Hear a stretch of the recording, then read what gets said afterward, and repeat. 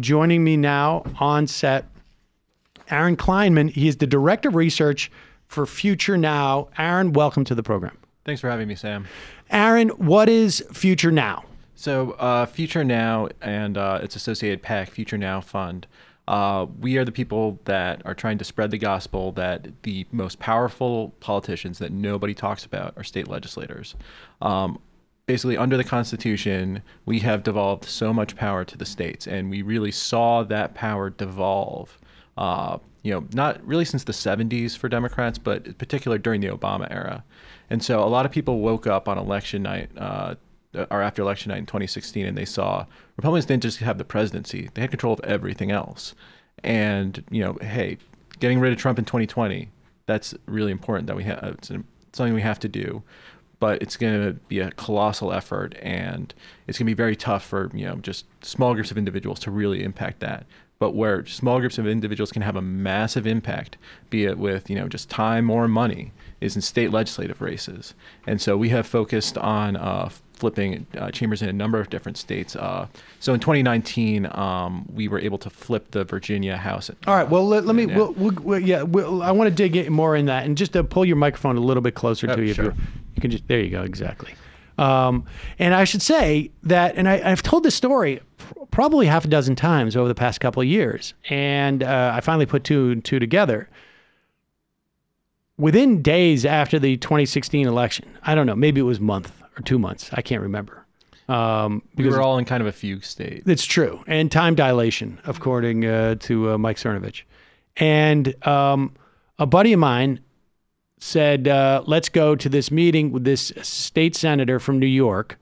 And it was one of, I think I went to probably 4 meetings that were predominantly women, not even predominantly, like 95%. And some that were specifically women's groups that were having meetings about getting involved in politics. And each one I went to had a very similar theme, which was we can get the most value out of our buck in impacting state races, state legislatures across the country. And particularly, this is in the wake of, multiple places where Democrats would win the majority of votes in a state and then lose dramatically the majority of state legislature seats because of redistricting. We'll talk about that because a lot of the work you do is a sort of a North Star, I think, is the redistricting that's happening in 2010. But so the talk I went to was in the basement of like a yoga studio or something like that. And Daniel Squadron, who was a state senator, parts of Brooklyn, and I'm not sure where else, but Lower Manhattan. Lower Manhattan. And he gave an amazing presentation that seemed to be fairly ad hoc. And he was trying to organize this group to raise money and adopt essentially like some races in other states. And he made the case. There were 2 big themes that were raised there. One was this idea of like, you folks in this room could raise enough money to dramatically change the outcome of a state Senate race because the amount of dollars that people deal with are so limited. He talked also about ALEC, which was the American Legislative Exchange Council, which I think, this audience is probably somewhat familiar with. It is a group that has created model legislation that Republican lawmakers go and they grab it and they impose it in their states, which is why we saw all of this, even starting with Scott Walker back in the day in 2011, just sort of modeling this legislation. And he also talked about the IDW, or the IDC, I should say. He did not talk about the IDW. He talked about the IDC in New York State, and that subsequent in 2018, that all got demolished, which was that sort of like group of Democrats who were caucusing with Republicans and basically thwarting any progressive change in New York with, of course, Andrew Cuomo. And he went on to, he ended up not running for re-election and starting this group. Is that right? That's correct. He founded the group in 2017. We've been in operation for 2 years, and we worked in 6 states in the 2017-2018 cycle, and we're growing that to 13 in 2019 and 2020. Okay, so let's just do a little look back, Yeah. and then we'll look forward. You guys went out and you isolated 6 states in which you felt that you could change the balance of power there? Yeah. So when you're talking about state legislative races, the most important thing to look at isn't necessarily, a seat that you can flip, in isolation. It's you want to affect the balance of power in a state. Be that breaking a supermajority that overrides a governor's vetoes like we had in North Carolina, or winning a majority in a chamber like we attempted in Maine, New Hampshire, Arizona, and Michigan. In Maine and New Hampshire, we were able to flip the legislatures. Arizona and Michigan, we made gains, but we fell a little short, and we're hoping to finish the job in 2020, along with a bunch of other states where we're trying to either flip chambers, break supermajorities, or protect majorities. The governor count, just in terms of governors, and because this implicates the importance of states, has the balance of power has, I don't know if it's fully shifted, but it's changed, hasn't it, over the past couple of years? Oh, yes. During the, since Trump became president, I think of 2016, it was really election results from before 2016. You can't quite disregard them, but they are becoming less and less relevant because you've seen him really scramble the political alignments in America, where suburbs have really zoomed to the left and rural areas just keep bleeding Democratic support. And that moreover, Democrats are now turning out more in lower turnout elections. If you look during the Obama era, 2014 was maybe the worst year ever for Democrat elected officials. I mean, at least in this century, maybe since the 50s or something, Democrats just did not turn out in these lower turnout elections. Since Trump was elected, that has not been the case. And you're seeing Democrats turn out for these elections, and you're seeing that affect the balance of power in these states. And when you affect the balance of power in the state, that means you affect people's lives, because a state government in particular has a lot more interaction with the day-to-day life of a person. I mean, you think of yourself as like a New Yorker who took, the train to work today. The federal government might, have some grants for the MTA, but the day-to-day running of that is in Albany. Whether you're covered by Medicare, your health insurance, the rules governing health insurance in your state. Again, it's all from your state legislature. The federal government, has a massive impact on big, diffuse things, but your state government has so much more of a day-to-day impact on your life. And Democrats really, for decades, had been ignoring that. And so we're hoping, to really reverse the tide.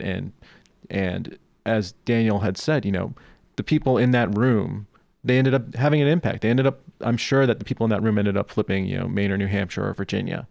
And if Democrats kind of think strategically like this and realize in these federal races, Democrats will have enough money for those generally. I mean, we've seen that. We saw that in 2018. Money wasn't the problem. And there were some state races where Democrats, especially in state legislatures, where Democrats really could have used more money. And so we want people to focus on those races more and really realize you can make so much more of an impact, not just in the election, but actually, in people's lives by focusing on state legislatures. And this also implicates gerrymandering and redistricting that's going to be huge in 2020. Absolutely. Voting is the right from which all other rights spring. And if you can't vote for a legislature that reflects the will of the people, then the majority of the people is thwarted.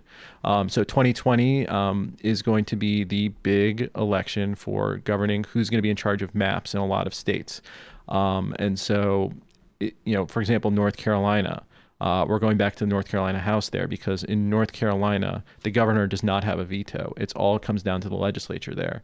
And so North Carolina has had scads of litigation about just how gerrymandered they are. And if you've been following the news, there was that racially gerrymandered. Oh yeah, this is it's basically Jim Crow stuff down there.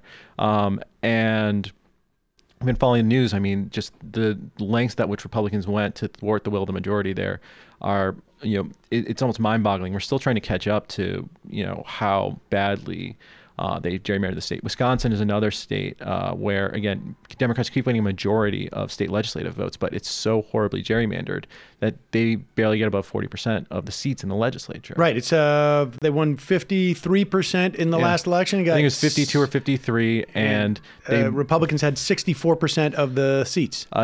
Democrats flipped to one seat, so they're down to 63 in the House. Yeah, right, fair enough. That's just bizarre. I feel like that, if the American public could sort of really absorb the implications of that. I mean, to a certain extent, we see that on a national level, right? I mean, we saw exactly. but at least there's an electoral college that's not supposed to be set up that way in the state level. Yes. Okay, so let's look at 2019 because want to see what happened in 2019. There's largely the news was good. There are some caveats, and I want to talk more about this rural-urban divide because, the big question is like, are the Republican policies in terms of rural America that much better for rural America than the Democrats' policies, or is there something else going on? No, they aren't.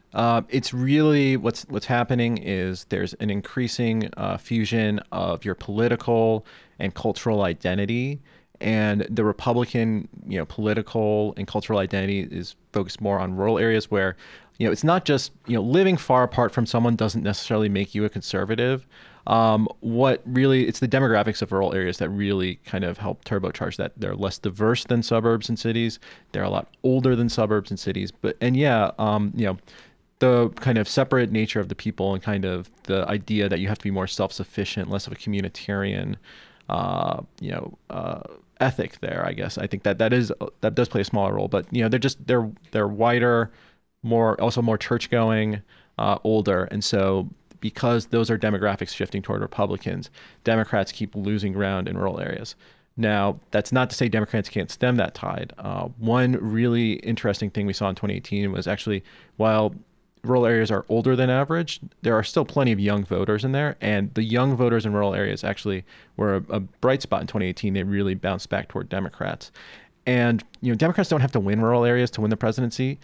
They just need to do as well as John Kerry did in rural areas to win the presidency, and then just hope that.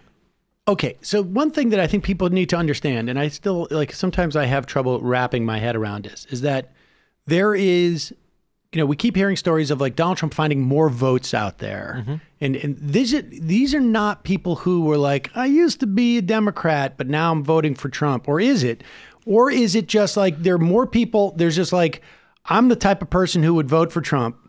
I just don't vote. And then I decide I'm going to vote. Which one is that?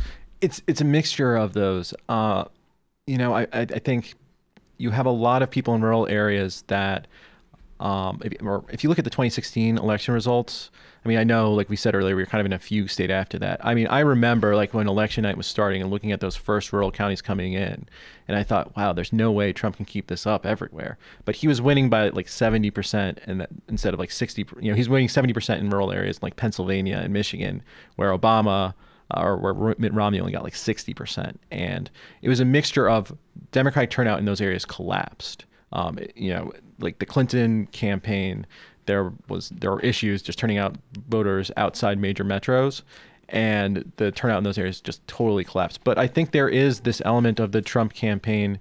He spoke to people who might see themselves as outside the political process.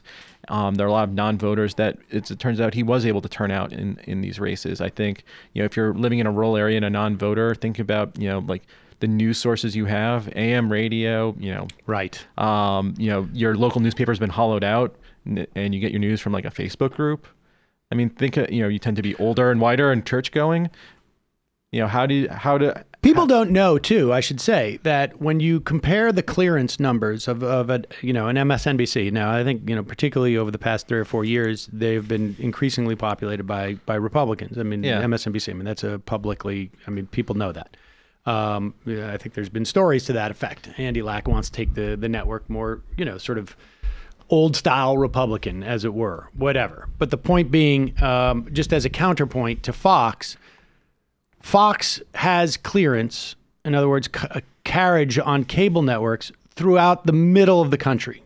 And CNN, to a certain extent, MSNBC almost exclusively on the coasts, I should say, more or less. And, which gives you a sense of obviously who their market is. And you see this also, even the broadcast networks have different emphasis on who they feel they're appealing to. ABC, much more heartland than, let's say, NBC. Yeah. But all these places, the news sources are Fox, Rush Limbaugh or someone worse or similar, and a crappy local newspaper that's probably owned by similarly situated people. Also, keep in mind that local news, like local television news, I mean, that's one of the biggest conservative media sources that nobody talks about. Even if it's not necessarily like a Sinclair station, I mean, local news, I don't know if you've watched it. I mean, I don't really watch it in New York City, but like I see, promos during football, it's always like, shooting here, crime here. What are what's going to kill your kid today? It's very fear-based, very regressive news. And, if you're a Democrat trying to reach those people, I mean, they've been living in a different information, network from a lot of so younger people though who are turning out, it's because they're basically spending their time on different media, or is it they just they're exposed to more things? I mean, I think if you're a younger person in a rural area, I mean, you're probably a little more educated than maybe people older than you, maybe a little less likely to attend church. You probably have a different information network, or at the very least, you've been exposed to different information networks. I mean, if you're like a 60-year-old living in a rural area, when's the last time that you had any access to, I mean, if you're on Twitter, you're not following anyone remotely liberal. I'm sure just if you're younger, you probably just have a different information diet, basically. It's young, and it's a generational divide as well, where just younger people tend to be more liberal, and that doesn't matter. You're more liberal than I'm more liberal than older people in New York, and then someone living in Mankato, Minnesota, is more liberal than an older person in Mankato, Minnesota. Right. Okay, so let's talk about 2019 a little bit because there were special elections. Let's work backwards, shall we? Sure. So let's start with Louisiana. What are we to make of Louisiana? Was that just a foregone conclusion that John Bel Edwards would win? Is that indicative of Donald Trump not having sort of the coattails, or is that just he has coattails? They're just bigger negative coattails than his positive ones. Well, so Louisiana, John Bel Edwards, I mean, like, as you mentioned at the top of the show, he put 500,000 people on Medicaid. He focused on increasing teacher pay. He inherited Bobby Jindal's horrible budget and he fixed it. So he was always a popular guy, but he still is in a Republican state. And so going into the runoff against Eddie Rispone, the Republican he was running against, the question was, can a Democrat still win with all these Republican headwinds against him? And he did. He, as you also hinted to, he's pro-gun, he's pro-life. And so that kind of helped neutralize some of the attacks on him, but he still bled a lot of support in rural areas, and he was able to increase it. He had great African-American support, I think, and the anecdotal stories coming out of Louisiana are that, the Trump visits actually really helped goose African-American support for Edwards. Really? Yeah. But the main takeaway that I think is really applicable globally is, if there were some type of, Republican anti-impeachment resentment that was really energizing their voters, they would have swamped Democrats in Louisiana. But I will also say that turnout was way up. It was higher than it was in the primary. It was higher turnout for both Republicans and Democrats. So it could be that impeachment is energizing both sides about as much. In a 2019 Louisiana Saturday runoff, it's hard to project that out to 2020. It's just a different type of election. But you're seeing that Republicans and Democrats are both being animated really by, and we've seen this nationwide, people are animated by how they feel about Trump. He dominates everything in the political space. How does impeachment play into that? Well, it seems like it just plays into these kind of pre-existing narratives about Trump so far, where Democrats and Republicans are both seem to be motivated by what's going on in the news. I don't want to get ahead of myself, but it's the implications of impeachment are going to be different in these type of races when you're talking about a senator or a congressperson, right? Because they're going to actually have to make an affirmative, explicit statement, essentially, a vote on what they think about Donald Trump. And if the Democrats do it right, it's going to be you and Donald Trump sitting in a tree, KYSSING, if you vote to not impeach him, right? Well, I mean, I think it's you and Donald Trump sitting in a tree, CORRUPT. Yeah, corrupt. I mean, corruption has to be the message. Corrupting? corrupting. What is the verb for that? What would you do? Corrupting. I think CURRUPTING would be the way to do it. I think the syllables work a little better without the. All right. Well, whatever. Yeah. No, I think people get the point. Yeah. I mean, I think that, Democrats in 2020 is going to be a referendum on Trump no matter what. Any president's reelection campaign is going to be a referendum on them. And I think, nationally, Democrats need to make it, any federal office holder, if you stand with Trump, you're for corruption, basically.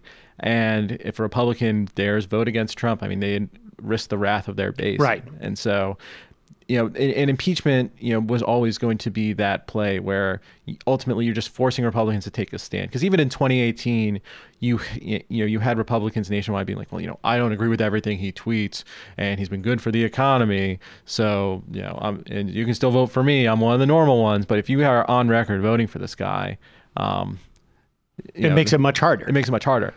All right, but we'll circle back to that because I want to keep going back in time. All right. Kentucky. Matt Bevin loses. Andy Beshear wins. How much should we read into that?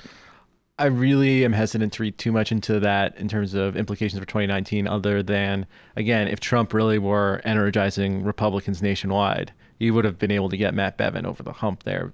But, again, Matt Bevin, I mean, that's a relevant story, it seems to me, that because everybody would have assumed that his ability to activate these other voters would overwhelm, and it's not. And when we're looking, it's hard because we don't have an apples to apples type of comparison. It isn't, and I mean, that's any projection after 2020 is, it's a bit of, you're putting together little bits of evidence here and there to see what it all adds up to.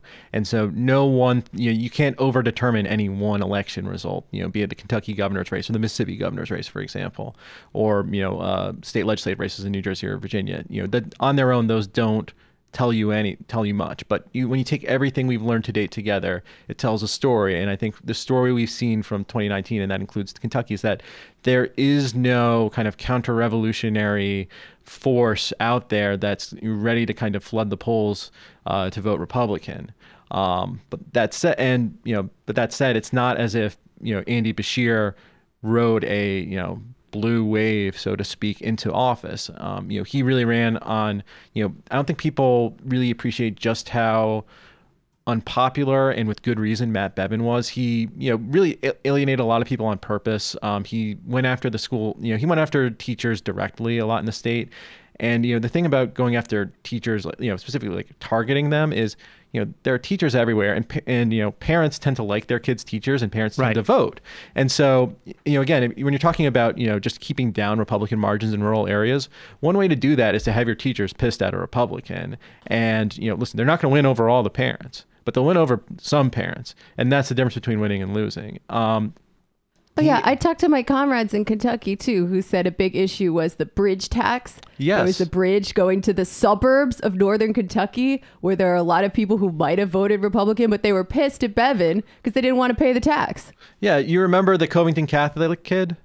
Yes. Yeah. That county, MAGA territory, but it's a suburb where it's a little more educated, and Democrats really, I mean, Beshear won because he totally cut into Trump's margins in that area. This very conservative area, it's a suburban area, a little more upscale, a little more culturally upscale. And then Bevin was alienating all these people who have to get into Cincinnati every day by, with this bridge tax issue. And Beshear was able to ride that to victory. So, Bevin was just such a uniquely unpopular guy that Beshear was able to beat him in Kentucky. That said, and Trump could not overcome that. That. And I mean, if you want to take, I guess, a more global lesson from there is, Trump is also a guy who likes to alienate specific groups. And whoever the Democratic nominee is, I mean, I think you need to focus on activating some of those groups that he is really alienating in particular. And if you want to talk about rural America, run on those tariffs that that have just been ravaging them. And his agriculture secretary telling dairy farmers that hey, there needs to be fewer of you guys. We want more consolidation. We need to call dairy farmers. So I think and I have seen some of, I think there have been some big Democratic groups that have really been working on that messaging a year out. So I hope to see more of that. And so, all right, so let's go backwards. And then we have the Virginia and Pennsylvania were two states where, I mean, Virginia, let's talk about both those states because they were good, not quite as good as maybe one would hope. Yeah. So in Virginia, let's start with Virginia, where the Democrats flipped both chambers of the state legislature. They have they have a governing trifecta in the state for the first time in I think 30 years, and like a progressive, and 30 years ago the Virginia Democrats in charge were not exactly progressive. Right. So this is a progressive majority in Virginia for the first time in a long time, and so there are a lot of kind of policy imperatives that they can take on now around expanding affordable health care and investing in kids and good jobs and clean water and resilient infrastructure, all those great things. And so, the material impact of this is great. They flipped both chambers. But we saw some Republicans, especially kind of the savvier Republican politicians in Virginia, were able to distance themselves from Trump. And if you looked at the races they ran, they were running on like the same issues that Democrats normally run. It's like, oh, I'm going to protect schools. Oh, I'm going to protect, us from, rising waters, because like Norfolk, Virginia, for example, has some of the worst climate change flooding of anywhere in the United States. And you saw Republicans, running on, sea barriers and, and renewables. And, Trump's name didn't come up. And so you saw they gave Republicans a blueprint for winning in tough races in Virginia.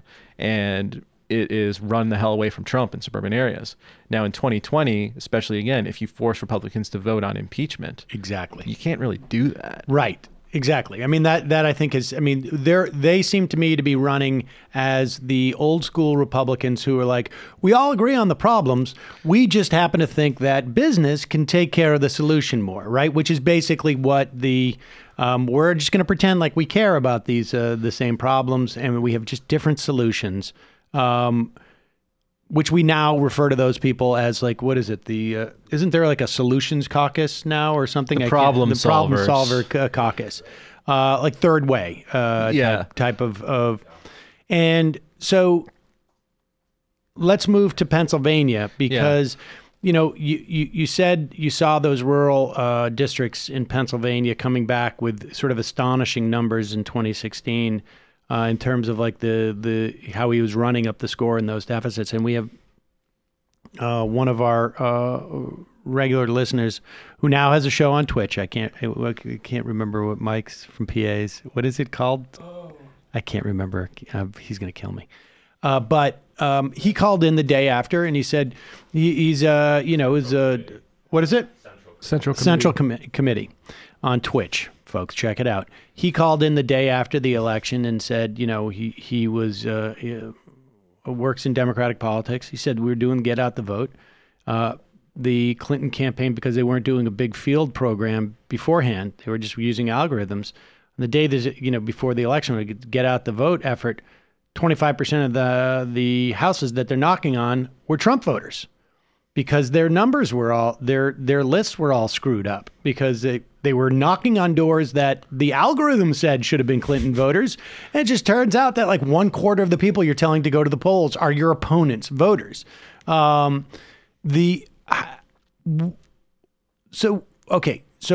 what works in those situations? Is it really just a matter of a Democratic candidate needs to find certain pockets in those areas, certain like demographic pockets where they can say push on one issue just to mitigate their loss there and then run it up in the cities? Is that basically the plan? I think it's a more holistic approach. I think first of all, don't use an algorithm to say that you don't have to do field. I think that will be a good first step. Right. That's exactly that's the lesson I learned from my run against Schumer, if that happens, but we can talk about that later.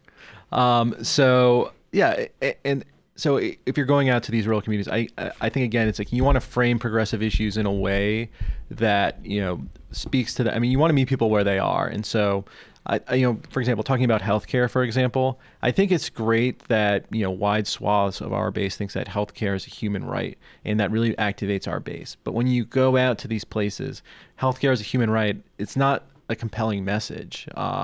It's really, what you want to say is, it's like we want everyone to have affordable health care. We want life expectancy to improve. We want you to not get surprise bills anymore. You want to, I think you want to campaign on the idea that these issues that you're running on will have a material impact on people's lives. And so that's, I think, how you message in those areas. And I think it's also just don't write off those areas just because they're, again, it seems like there was a lot of, for their field programs are writing off rural areas. Again, you don't need to win rural areas. Right. You just need to lose them by the same amount that Kerry lost them by. Right. And then you win. Right. And so that's the problem, is if you abandon these things, you're not in any way mitigating the loss, and you need to mitigate the loss a little bit. Yeah. I mean, it's, in Pennsylvania, you don't get like a special prize for running up the score a lot in the, Philadelphia suburbs. You got to win votes wherever you can. A vote in rural Cambria County counts just as much as a vote in Philadelphia there. I can't remember if it was not Ed Rollins. His name escapes me. The former Ed Rendell. Yeah. Or if it was Chuck Schumer, who said, for every blue collar worker we lose in Pittsburgh, we're going to pick up 3 in the Philadelphia suburbs, or something to that effect. Well, they got that right, just the numbers backwards. So, okay. All right. That was what I was curious as to, like, what exactly, which end of that did they get wrong? And they got both ends wrong. Well, they understood that there was a trade-off between rural voters and suburban ones, and they just didn't appreciate that the trade-off might work in the other direction. Well, that's good. At least they understood that there's a dynamic that goes on. People are going to vote. I got that part right. So, all right. And so one of the things that Virginia, just to sum up, Virginia and Pennsylvania tell us is that there's not going to be, they're driving out, as much as Democrats are pushing the boundaries of get out the vote that we've seen, at least in decades in many respects. Yeah. They are too. Yeah. So going into 2020, one thing that we're pretty sure of is that there's going to be record turnout. There are going to be a lot of people who've never voted before voting for the first time. And what we're trying to figure out is what those people look like. Now, I think there's kind of this tendency in liberal circles to see those people, they're going to vote Democratic no matter what. But how many of those people are like that, those people we were talking about earlier, people in a rural area who've had a conservative information diet, who might not, really see politics as very relevant to them. All of a sudden, Trump's kind of there screwing everything up in Washington, D.C., fighting those pointy-headed elites. There could be plenty of those. And, in the Pennsylvania, they had kind of their county elections, and we saw that in those more conservative areas that still, kind of had traditionally Democratic governments, and then similarly, these these suburbs that are turning blue in the Philadelphia suburbs that have traditionally been run by Republicans, you're seeing that, there are motivated voters on both sides willing to turn out kind of the historically, dominant parties. If those historically dominant parties aren't willing to really kind of adapt to these new electorates.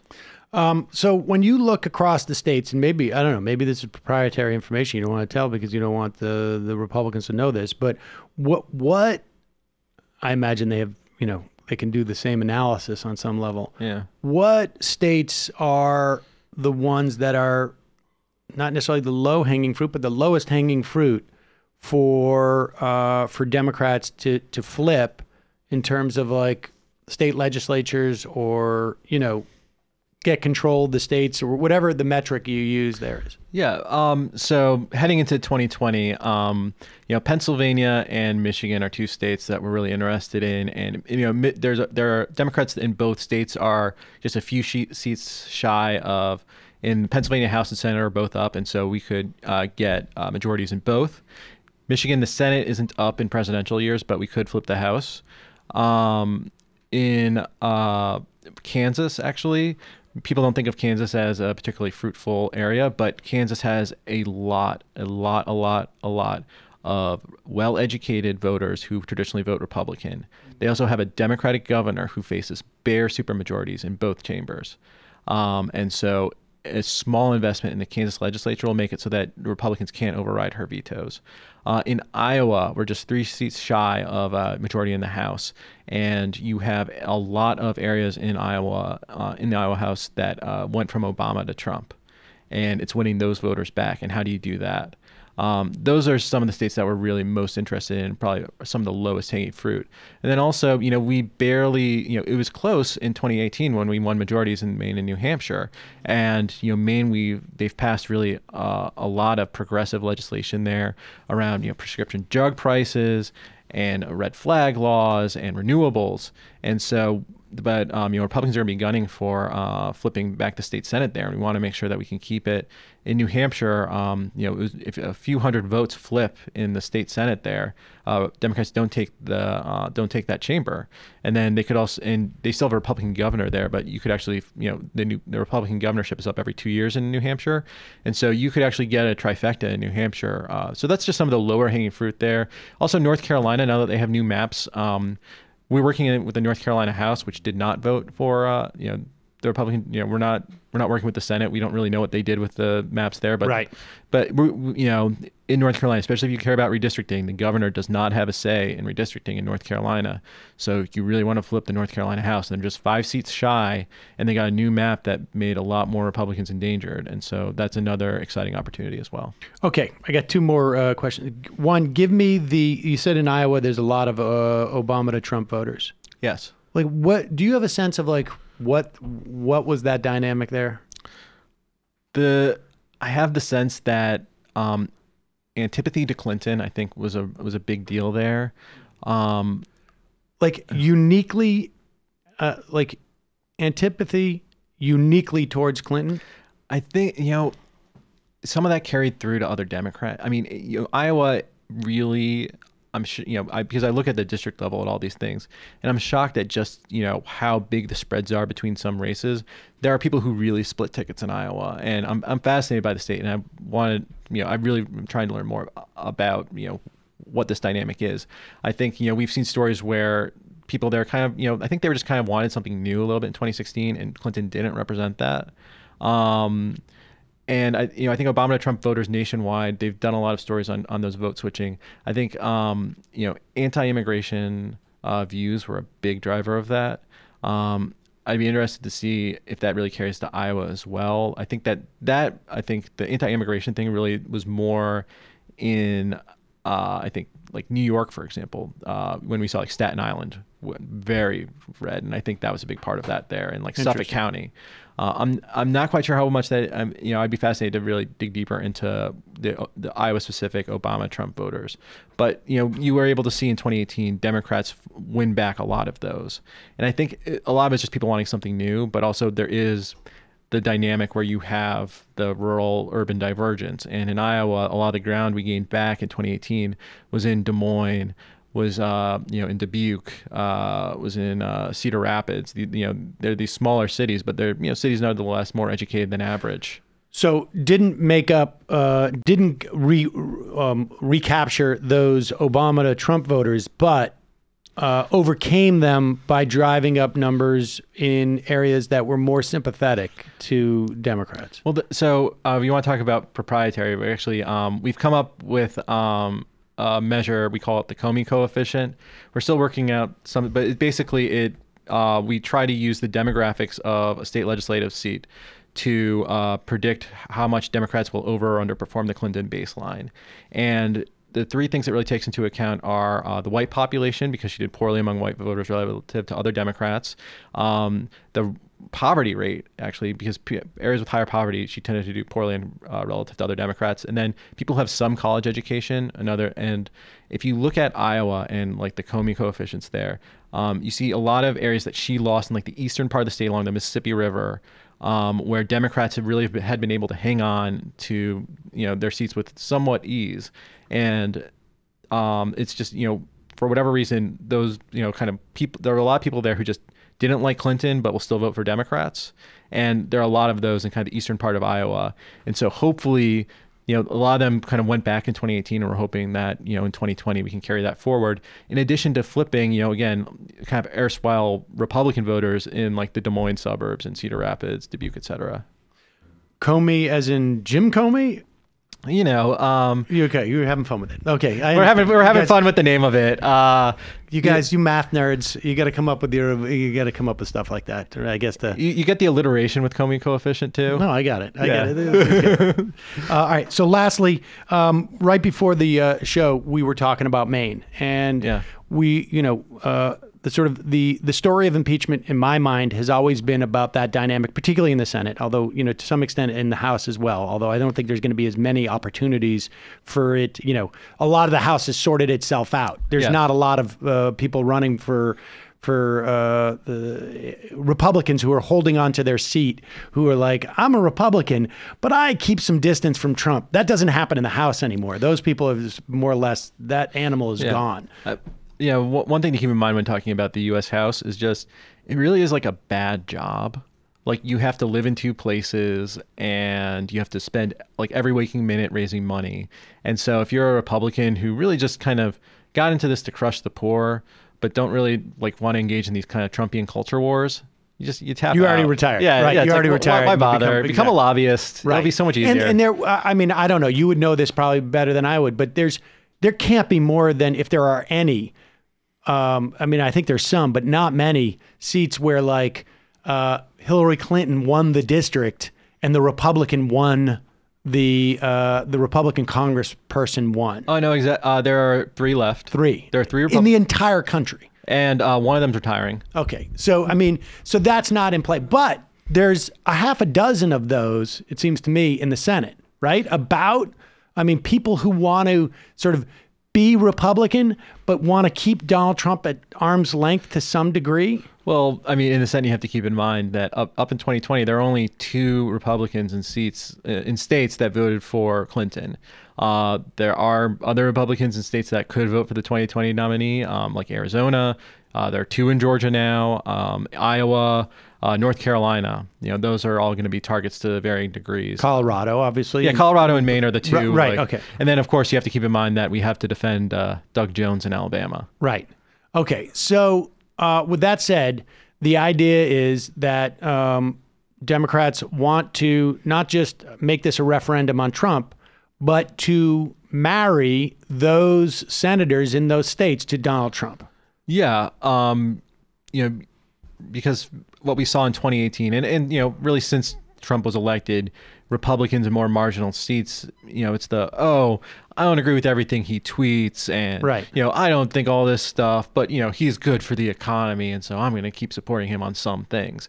And then if you're, this won't be as much of the case in state and local, and Republicans can still run away from him a bit in these state legislative races, though with they're going to have to go with whatever the national tide is and try to figure out. But in these federal races, these Republicans, they're going to have to take a stand on do you support, and Democratic messaging needs to be on do you support corruption. You see these Republican attempts at obfuscation, at marginalia, at trying to make all these weird process points, and I think Democrats just need to kind of keep pounding the if you vote to either not impeach him or if you vote to not convict him, you are supporting corruption. So Susan Collins, you basically said she has. Well, I mean, she has 2 choices, obviously, on how she's going to vote there. Yeah. But in terms of what one choice or the other would signal, and it never occurred to me that she could try and get away with this. But you know Maine. You guys worked in Maine this last cycle. You suggested that the other thing she could do is go full on LePage. I mean, not full on LePage, but because I don't even think LePage can go full on LePage. Right.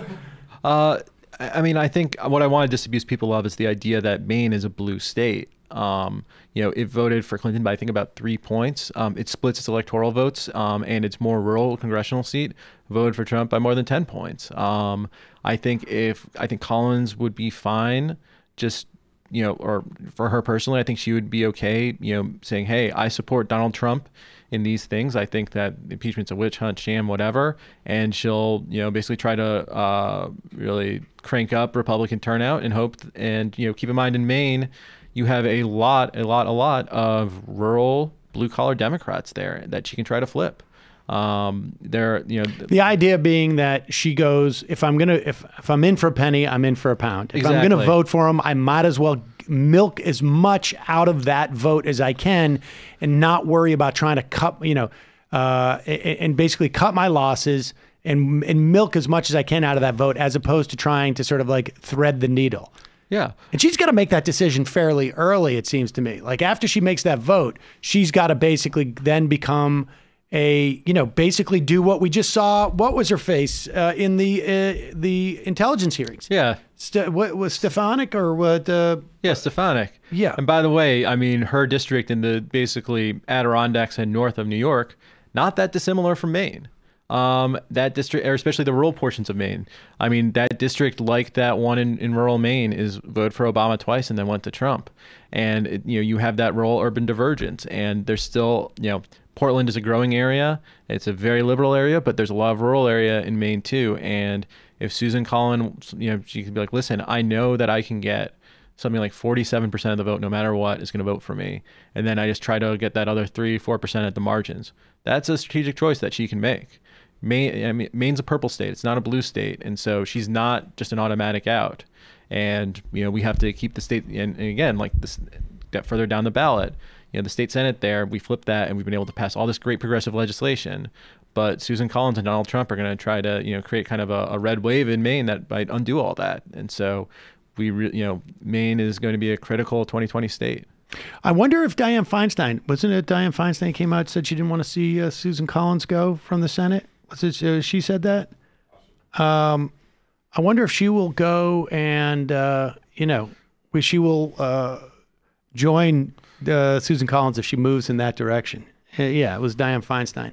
That'll be interesting to see how that plays out. But Aaron Kleinman, the group is Future Now Fund. If people want to get involved in that in some fashion, how would they go about doing that? So futurenow.org. Go get a math degree. No. All right. You don't need a math degree. You just need to trust people. You have to trust that we know what we're doing. Trust mathematicians. I'm actually not a mathematician. I'm a lawyer, but I'm conversant in math. Okay, fair enough. So go to futurenow.org. You can follow us on Twitter at FutureNowUSA. And we're really, we're trying to flip states, not just, to rack up wins. We're trying to create, progressive governing majorities that are going to improve the lives of the people living in them. And, if all the listeners here are willing to join us, we can make a huge difference in those states. I feel like I would be doing a disservice if I didn't say, like, how easily could someone like Tom Steyer come in and say, like, instead of spending $55 million to get in one debate, 4 lines in a debate or something like that, I'm going to commit myself to, like, winning a bunch of state races. Like, so Tom Steyer, like, the amount of money that he had, like, when you're spending in a state, at some point, the money you spend, there's just no marginal value to it. It's like, what's another mailer or radio ad really going to do? So, there's a spending limit in each state of like what, money, how much money can really make a difference. And at some point, you can't ultimately buy an election. But Tom Steyer could basically fully fund efforts to flip basically every chamber within reach if he wanted. Honestly. Tom, if you're listening, again, it's Future Now USA, futurenow.org. Drop us a line. We'd be happy to talk to you about this. Wait, is there a better argument for why people shouldn't have that much money than just how irresponsible this guy is with it in the guise of trying to help? It's a huge waste. Oh, my God. I actually think Tom Steyer is a brilliant man, and he should absolutely talk to Future Now about the work that we're doing in the States. I mean, it's quite possible he's listening today. I wouldn't bet on it, but Aaron, always a real pleasure. Thanks so much for coming in today. Thanks for having me on, Sam. All right, folks, we're going to take a quick